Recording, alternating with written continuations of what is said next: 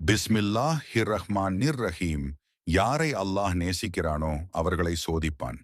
அனஸ் ரலியல்லாஹு அன்ஹு அவர்கள் அறிவிக்கிறார்கள், நபிகள் நாயகம் ஸல்லல்லாஹு அலைஹி வஸல்லம் கூறினார்கள், நிச்சயமாக சோதனையின் தீவிரத்திற்கு ஏற்ப கூலியும் மிகுதியாகும். அல்லாஹ் ஒரு சமூகத்தை நேசித்தால் அவர்களை சோதனையில் ஆழ்த்துவான். முஃபமின்களுக்கு அதிகமாக சோதனை வரும். நபிமார்களுக்கு, பிறகு நல்லவர்களுக்கு, பிறகு அவர்களை போன்றவர்களுக்கு.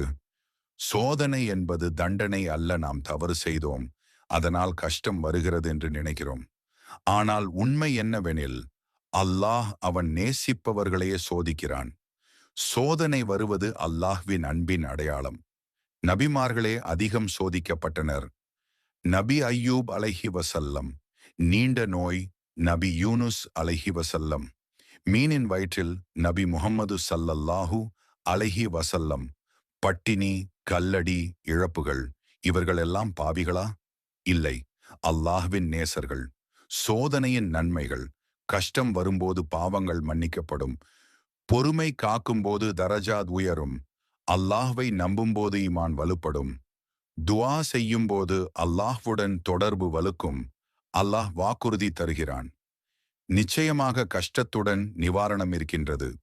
பொறுமையாளர்களுக்கு அல்லாஹ் எண்ணற்ற கூலி தருவான். மழை பெய்யும் போது மட்டுமே வானவில் தெரியும். கஷ்டம் வரும்போது மட்டுமே அல்லாஹ்வின் அருள் முழுமையாக தெரியும்.